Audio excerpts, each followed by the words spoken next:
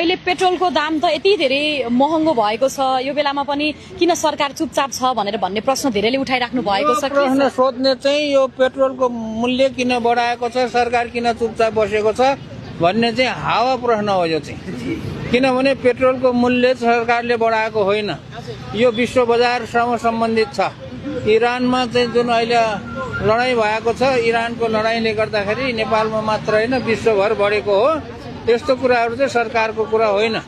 अब अझै पनि कसैले सरकारले बढाएको हो भनेर सोध्छ भने त्यो मान्छेको दिमागमा गोबर परेको छ। सर्वसाधारणलाई चाहिँ हिँड्न असाध्यै गाह्रो भएको छ नि अहिले त। अब हिँड्न बाह्र भएछ के हुन्छ, अब लडाईँ गर्ने उनीहरू, इरानमा लडाईँ भएको छ, यहाँ पेट्रोलको मूल्य बढेको छ।